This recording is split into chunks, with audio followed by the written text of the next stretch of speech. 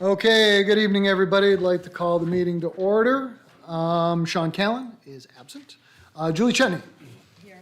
Tom Chiappa. Here. David Christofoli. Here. Jim McKenzie's here. Kristen Norfleet. Here. Sean Onmock. Here. And Amanda Conley. Stand for the pledge, please. Pledge allegiance to the flag.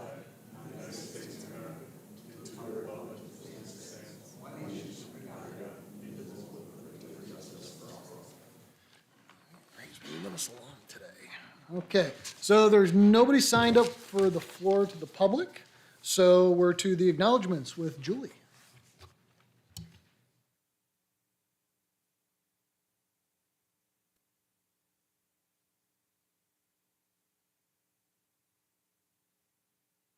Oh, I'm going to read the sign. Okay, hold on a second. I can't see that far. Yeah, help me, Tom. Okay, going with Tom. Okay, at Kingsford Park. On March 5th, the students at KPS performed Finding Nemo Junior. Students worked incredibly hard on their performance and had been rehearsing each morning before school from December until their performance date. We are so proud of all they have accomplished. I did happen to see that production. It was pretty awesome. The costumes were fabulous. Fitzhugh Park hosted their first ever Leader in Me Literacy Night on Tuesday, the March 11th. Approximately 52 families came out to listen to a read aloud by reading teacher Mrs. O'Kee, played character bingo where all students won a gift bag of free books, made bookmarks, and played a variety of literacy games with their families and friends to end the evening. And at Minetto School, this month, teamwork has been at the forefront of the Minetto Elementary activities, from our Outrun Autism team to our Battle of the Books teams, and even during our data meetings, we've seen firsthand that teamwork makes the dream work. Big shout out to all the Battle of the Books students. That's a lot of work. Congratulations at the middle school, 8th grader Jeremiah Wright for making it to the Spelling Bee finals. We are so proud of him. Our family and consumer science classes and technology classes have worked together on a maple syrup making project. So far, over 30 gallons of sap have been collected. 40 gallons of sap will make approximately 1 gallon of maple syrup. Students in our studio art class had 40 minutes to create fashion show with only tape, newspaper, and scissors. Love it. At the high school, the Math Honor Society hosted their annual Pi Day fundraiser. Staff members that were pied on Friday, 3/14, were Dr. Hinman, Mrs. Emmons, Mrs. Morse, and Mr. Bush. The music department has presented many fabulous performances this month, celebrating Music in Our Schools Month, and a countdown to graduation was on the 14th. Seniors participated in a breakfast and the hypnotist show in the theater. In athletics, the winter postseason updates. In cheer, they placed 3rd at the sectionals. In boys swim and diving, they placed 7th out of 30 teams at the Class B sectionals. Nico Canali was the Section 3 Class B diving champion and Class B diver of the meet. That's a lot of titles. Kevin Morgan was the Class B diving coach of the year. And tell me how to say it, Tom. The qualifier was Cooper Dawson for the 200 free. Josh Lurch, coach, was also the Class B swim coach of the year. Great job to that program. And spring JV and varsity athletics started on the 17th, so good luck to everyone. Okay, great. Thank you, Julie. We do have a couple items under the Board of Education. The first one is a resolution for the 2025 annual meeting and general election coming up this May. So if I can please have a motion for item A. I'll move. Thank you, Kristen. Is there a second? I'll second. Thank you, Tom. Any discussion? Okay, all those in favor? Aye. Anybody opposed? Motion carried. Item B is our instructional calendar for 2025-2026. So if I can have a motion for item B, please. I'll make the motion. Thank you, David. Is there a second? Thank you, Sean. Any discussion? Okay. Just before you go, just to highlight a couple of things. I do have 2 professional development days starting off the year for next year. So the 2nd and 3rd, that's Tuesday and Wednesday, will be professional development days, and then we'll start with students on Thursday, the 4th. I'm sure some people might be wondering about, after the fun winter we had, and the number of snow days that we used, did I make any changes? Well, I was back and forth on that as to whether or not to reduce the number of days for that December break. And I elected not to, only because no district, both in Onondaga County or Oswego County that I could see, was not giving those days. And that throws things off when it comes to our students that are going to BOCES placements or other educational placements. And so I made the decision not to. So once again, we will have 5 snow days or emergency closure days. We do have the 26th, June 26th, as an additional day that we could bring students in. If that's that Friday, the last Friday in June, so that would be a 6th. When we look at historically, especially over the last 10 years, last year does seem to be an anomaly.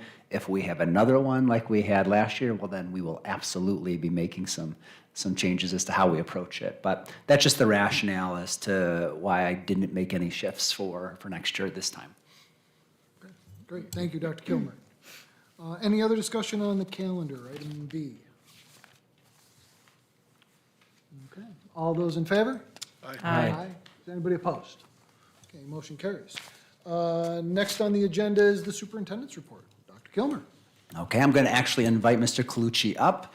This is the fun time of year that you all enjoy for budget presentations. Today, Mr. Colucci is going to present our tentative draft administrative and capital budget. As you know, we are required to present our budgets in a 3-part fashion. And so that's why we're going to start with those 2 today. Next meeting, April 1st, we'll present the instructional budget.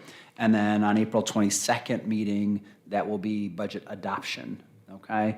And then May 6th is our budget hearing for the public. And then, of course, the vote on May 20th. So with that, Mr. Colucci. Thank you very much. Can you hear me okay? Wonderful. Just to get back to the tenets of what we're trying to accomplish here in terms of our budget development and to make sure that the community knows that we're trying to be transparent and looking out towards the future. We're presenting budgets that are fiscally sound, means they're responsible to the taxpayers and it will not set them up for future expenses that are not properly explained. It should be flexible so that if we have a need or an opportunity later on in the budget year, we have the ability to switch funds from one place to another and take care of those opportunities with, our priority being what's best for kids. It should be foolproof, which makes sure that when we follow through on a given year, we have to make sure that we have the money put in place to take care of any emergencies or things that come down the pike. And we have to have the cash flow to make sure that we can meet our obligations on a regular basis. And whenever we make our decisions, we make sure that it's not going to interfere with our state aid the following year. With regards to the two different parts of the budget that we're going to address. The first is going to be the administrative budget, and it covers a lot of things. It covers the management of the district and the things that we need to do to keep things running without real consideration to any of the costs that are tied to program for our students, because that is covered in the program part of the budget. So anything tied to the Board of Education, it's the Board of Education's costs, the funds needed to run the district from a government level, everything having to do with superintendent, the business office, and all the other services tied to that, our fiscal agent, our legal fees, everything we need to do to keep things centrally for everybody in the district, not only just materials and communication, but also our data. And then all of our dues and other costs that are tied to our obligation as a district are all covered in this particular part of the budget.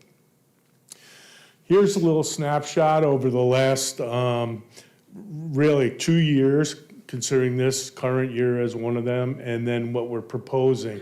You can see in 23, 24, 24, 25, and 25, 26, different things that are tied in tandem with really no great change from one year to the next. This current year, our proposed budget, or the budget we're running, and in terms of administration, is at $10,531,000, and we're looking at next year with a proposal of $11,399,000, and we're going to get into the nitty-gritty of where that money is coming from and what has changed. First, the Board of Education, not really seeing a large change in any dollars tied to the Board of Education year to year, and that's because last year we increased it substantially because of a conference in New York City, and we figured we're not going to decrease it this year. We'll make sure that the monies remain tied to it properly. District Clerk, minor change. District Meeting, minor change. Chief School Administrator, minor change. Business Office, we have a lot of people working there, so there is what I would consider a minor change on what we're doing there, and then our auditing fees are going to go up by about $10,000. Here's the rationale for that. There's no expected increase in travel. However, we're going to maintain the Board of Education budget from year to year because we believe it's wise. Minor contractual increase in district clerks budget line, same thing with the district meeting. Chief School Administrator, minor contractual increases. Business Administration, again, contractual increases that are tied to some of our consultants, but a lot of it is because of the number of staff we have in the business office. And then our auditing will go up about $10,000. If we look at the next line, our treasurer is covered with a budget line. Tax collector, purchasing, fiscal agent, legal, and personnel. Okay, the personnel office. If you look at them, there is no substantial change in any of those lines other than really contractual increases. Tax collector has an increase in advertising costs. And then in terms of personnel, that slight increase, we were able to grab that slight increase because of a savings on title change in that office. Okay, so really nothing major going on. In terms of the rest of, well, actually there's two more slides, but public information system, that is our BOCE service that does all our promotional materials. There's going to be a slight increase there based on the BOCE's cost. Security, we're showing a decent cost, and that's more tied towards equipment that we're buying to help keep people safe within the school buildings. Everything else, central printing and mailing, really an increase in postage for the most part that we have to look at. And in terms of central data processing, there's an increase of about $100,000, and that's tied to increases in some of the data services we're purchasing and some of the equipment that we're going to see. Again, the rationale, increase in the BOCE service, contractual increases down to central printing and mailing. We need an equipment upgrade, and we also have to look at increases in postage, and then central data processing. There's an increase in contractual services that we're purchasing, some equipment, and some increases in the BOCE services. Insurance, we're looking, this is reflective of about a 7.7% increase in insurance from year to year. Our association dues will remain stable. A slight increase in assessments on school property. We're a tax exempt entity. Why do we have to pay some assessment or taxes on our property? Well, because we have a school in Minetto, town of Minetto, village of Minetto, they have their water district there, and their water district or their water is funded with taxes, and we still have to pay for that because we're buying a service. okay? BOCES administrative costs, we're looking at about a 5% increase at our BOCES administrative costs. That's our share as our district based on our population and what we require to pony up as a partner in that cooperative. Curriculum development and supervision, again, we had some modifications and changes in services that are showing the increase, but it's mostly purchasing services outside of our school district, and included in that is things that we may be able to transfer and buy through BOCES and get some aid and additional revenue next year. At least we have the money put there so that we have the opportunity to do that. And then supervision of special programs, we're seeing a slight increase, and that's basically just contractual increases. So the rationale, just projected cost increases. The administrative cost for BOCES is going up 5%. Everything else is a contractual increase, and really nothing other than what you would expect going year to year with prices the way they are projected.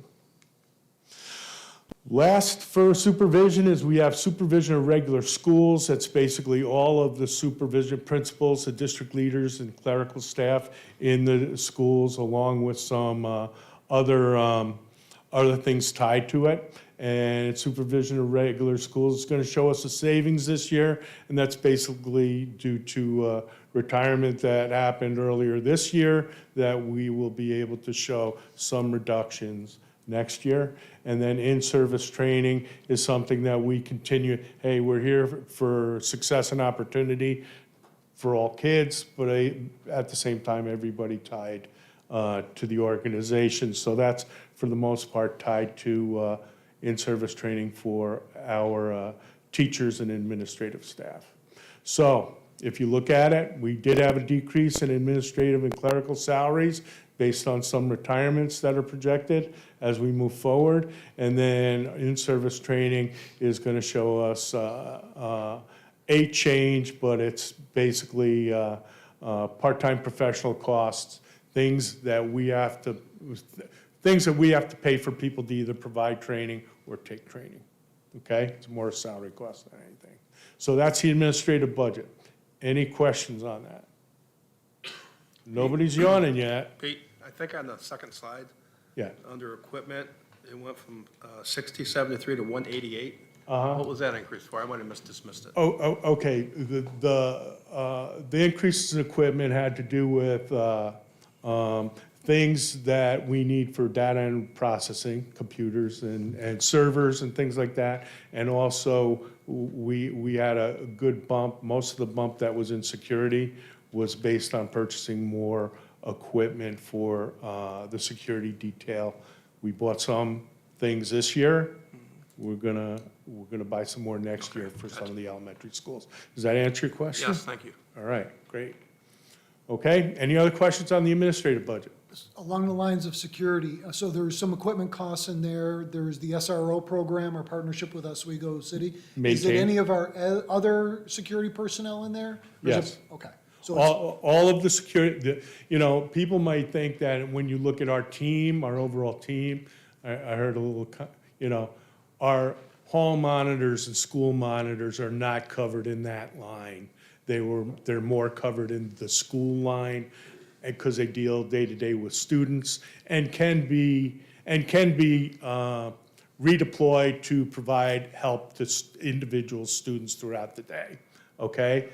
The security piece covers our SROs, covers our security personnel, all of the training and all the equipment and all the other supplies and materials that they need to do their job, okay? Cameras, separate. That cameras would be technology and more tied to that, more tied to data services because it's data once we use it. Does that make sense? good, thank you. All right, thank you. All right, so the administrative component, we're looking at $11,399,000 as opposed to what was budgeted this year, $10,846,000 tied to and spent this year, which is an increase of a little over $500,000. And most of that is based on increases in contracts, okay? The next thing we're going to talk about is we're going to talk about the capital budget summary. Our capital budget is all the things, all of the costs tied to our facilities, our grounds, and the personnel and things we need to do to keep them up and keep them safe. So, of course, there's the salary proportion, who would be covered under that. All of our buildings and grounds staff, all of our custodial staff, all of our maintenance staff, and their supervisor would be tied to that. Equipment, you can see that we have an increase going from $284,000 in 23-24 up to $380,000 this year, and that's more based on our need for some heavy equipment, and at the same time, bless you, at the same time, making sure that our equipment is maintained, and sometimes we have to rent it, but that's where that money is, okay? Contractual, we're showing a little bit of an increase. BOCES, we're showing a slight increase.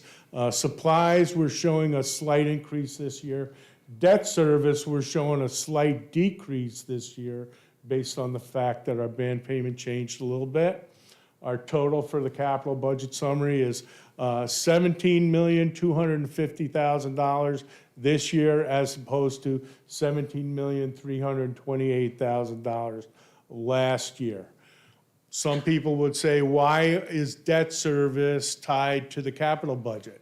Well, it's the loan we have to take out to do our building projects and buy some things, and since it has to do with things and buildings, it's capital, okay? It's classified as capital.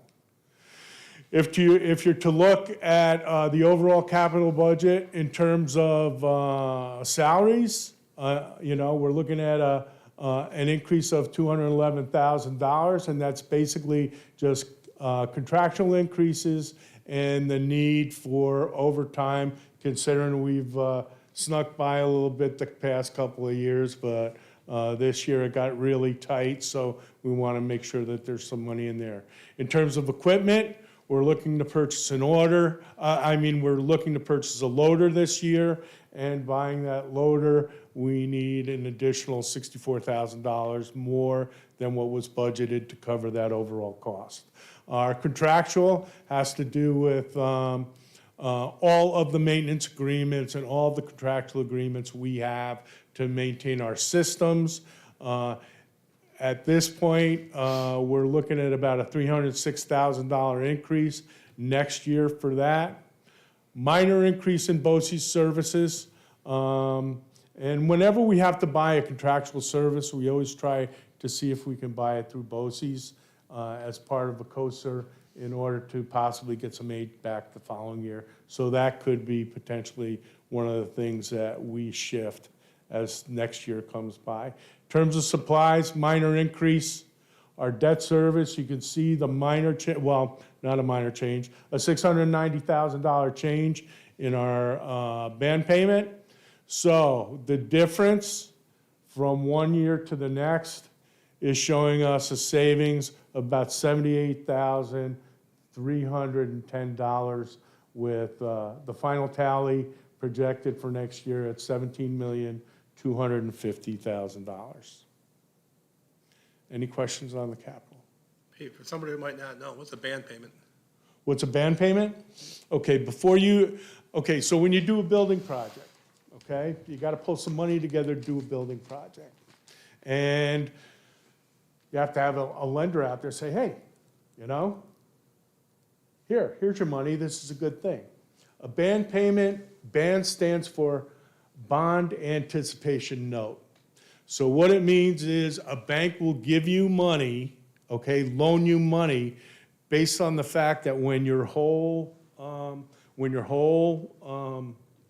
building project is completed, you're going to go out and you're going to sell a bond, okay, and pay an interest rate on that bond. And when you do that, you pay the band off. So a ban is a short-term loan to get some things done. A ban is for a bond. A TAN is for a tax anticipation note. All right, you need some money for the cash flow to keep things going. Taxes don't start rolling in till September, October. You got to pay all your bills in the summer. If you're really tight, and we're not, but if you're really tight, you can borrow money at an interest rate fairly low to have the cash for cash flow to get through, to get through the summer, and then pay it off once the taxes come in. The only other one there is a RAND, and that's a revenue anticipation note. And it's kind of the same thing as a TAN, because a TAN is a revenue, right? We know we're getting state aid. State said we're getting it. Here's the date. We want to get a couple things going before those snow flies, okay? And all of our aid starts coming in. We want to borrow against the fact that we're going to get it. That's where you get a revenue anticipation note for the same reason. Now that I put you all to sleep. All right, so questions and answers. Any other questions that you may have? So this year, we had something new in this year's budget, a capital outlay. Are we doing that again in next year's budget? Yes, we will. And have we specified something yet to target? We're in the process, think but I'm we're going to let still working Dr. on that? Kilmer. Well, I think tell this ya. is great. It's something I think our district has not been taking advantage of, and we should have been. So I think it's wonderful we're doing. That's why. Well, and as you know, when you do those, I mean, there's not an awful lot you can buy with $100,000. So there may be some good news on the horizon, but at the same time, it's something that we're going to try to continue to do every year. So something to remember, and Mr. Glucci addressed this a couple of times, but you'll notice throughout the administrative and capital, there's a lot of talk about BOCE services, right? So anytime we're going to present the administrative or capital or any of our budgets, we're always going to talk about all of our expenses as they are, with the knowledge that every time we have an expense that's BOCES related, it also then generates revenue for us. And that's something for us to always remember. We always want to present it as a very clear expense so that becomes very clear. But then we will, when we start talking about the whole budget, we'll talk about, well, what does revenue then look like? And so how are we paying for these things? The reason I bring that up is capital outlay is another situation where at the dollars that we spend, we get back in aid the following year, 100% of it. Typically, when we do a capital project, you might not get aid you'll get aid over a 15-year period. A capital outlay allows you to do a project. It's limited right now at $100,000, and then get 100% of that back in aid. So it pays for itself on an annual basis. The reason I bring this up is that there is discussion. Again, we don't know if this is going to happen, but there is discussion that it could be increased in this year's state budget. And so it could possibly go to $250,000. Now, that changes things a great deal. People might say, well, $100,000, that's a lot. You can get a lot done. We can't get a ton done when you're talking about 7 school buildings with $100,000. 250 suddenly gives the district a little bit more flexibility in trying to tackle projects and would allow us to tackle projects a little bit more aggressively, meaning try to get on these a little earlier versus waiting for larger projects, knowing that we get 100% of that in aid the following year. What's imperative, though, is that we're very cautious in how we budget and make sure that our budget can handle that shift, right? Because it's all about in that first year. Do you have the flexibility in your budget to be able to assume that cost in year one? Because if you do, you know you're going to have revenue to offset that for all future years. But again, I just want us to continue to think about those pieces, that every time we talk about it, expense, while it is definitely expense, sometimes those expenses also are offset by some revenues, whether it be through BOCES aid, facility aid, other state aids. And we'll talk more about that as we unveil the full budget at the next meeting. We good? Any other board members? Thank you very Thank you, much. Mr. Calucci. We are now to committee discussions, of which we have one committee, Community Relations Committee. John? The next newsletter out to the community should be in your mailboxes by the end of the month. Excellent, thank you. Next on the agenda is the consent agenda, and as we typically do, we're going to put all of these together. So we have consent agenda items A through I. So if I can have a motion, please, for A through I. I'll make the motion. Thank you, I'll David. second. Thank you, Kristen. Any discussion? Okay, all those in favor? Aye. Aye. Anybody opposed? Motion carries. Personnel, we'll start with item A, where we have 2 professional staff retirements. We have Tracy Shannon, who has served as an elementary teacher since 1995, and Susan Thompson, who has been an elementary teacher since 1996. So we'd like to recognize their dedication, express our sincere gratitude and appreciation for all their years of service. So if I can have a motion for item A, please. I'll make the motion. Thank you, Tom. Is there a second? Thank you, Sean. Any discussion? Okay, all those in favor? Aye. Aye. Anybody opposed? Okay, motion carries. Next B, we have a support staff retirement. We have Patricia Perfetti, who has served as a school personnel assistant since 2007. We'd like to recognize her dedication and express our sincere gratitude and appreciation for her years of service. So if I can have a motion for B, please. I'll move. Thank you, Kristen. Is there a second? I'll second. Thank you, Tom. Any discussion? Okay, all those in favor? Aye. Aye. Anybody opposed? Okay, motion carries. Next, we have an administrative tenure, so item C. So if I can have a motion for professional staff recommendation and administrator tenure for Karen Reeve. I'll make the motion. Thank you, Tom. Is there a second? I'll second. Thank you, David. Any discussion? Okay, all those in favor? Aye. Aye. Anybody opposed? Motion carries. I'd like to congratulate all of our retirees and people with tenure, just as a summation there. Next, we're going to group a bunch. So I'm going to take items D through J, please. So these are the remaining personnel items. So we got a motion for D through J, please. Thank you, Julie. Is there a second?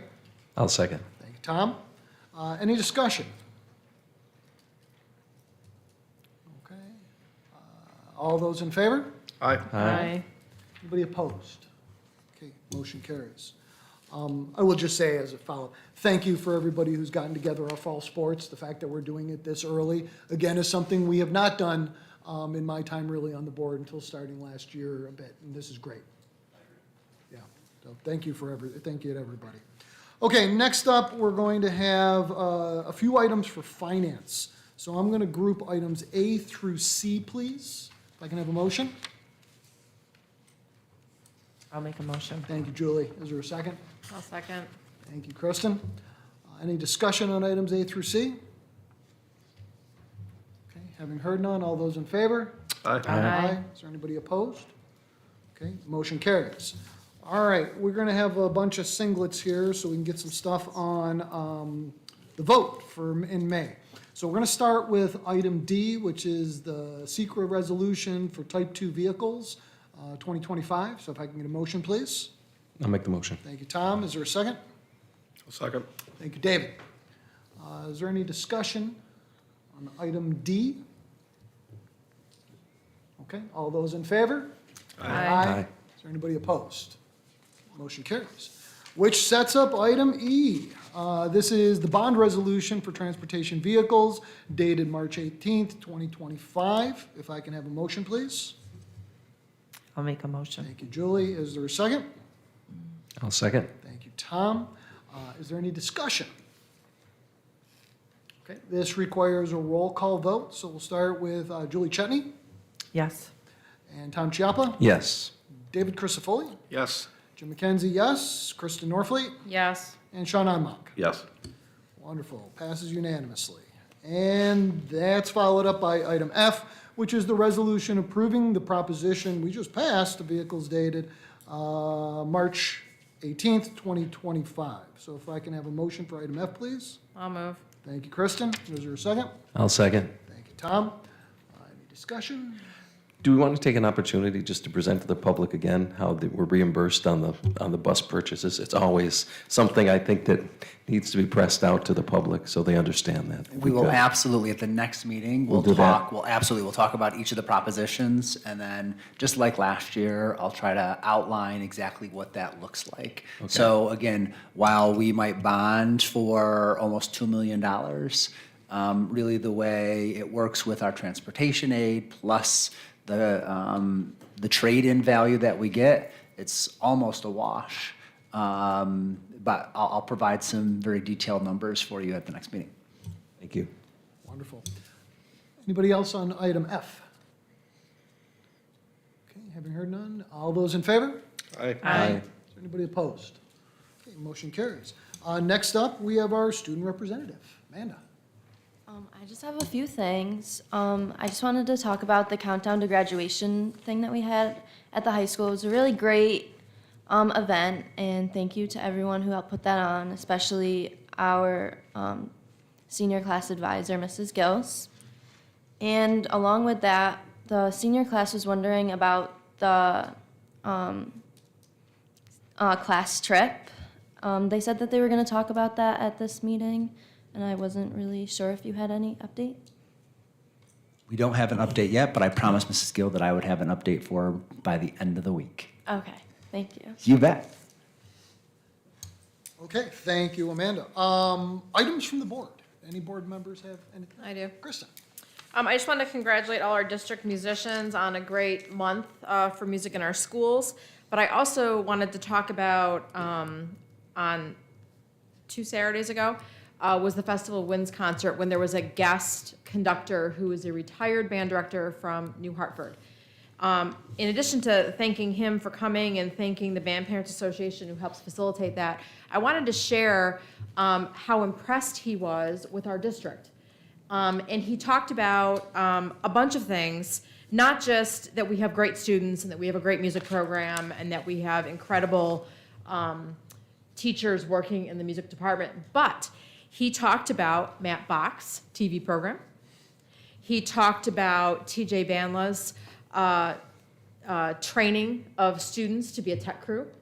And he talked about how great our back of stage facility is compared to schools that he has been in. And raved, apparently, I'm not a band person myself, just a parent of a band person, and I was never in this kind of stuff growing up, but apparently the TVs backstage are fancy.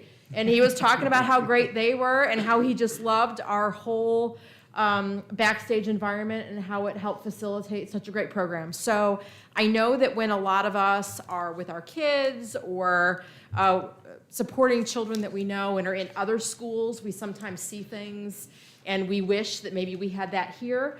I wanted to point out that when people from other schools come here, they see stuff that they think is really awesome too. So I think that having a pat on the back from an educator from another district was really great to hear, and I thought it was really great that so many students were there to hear him say it as well.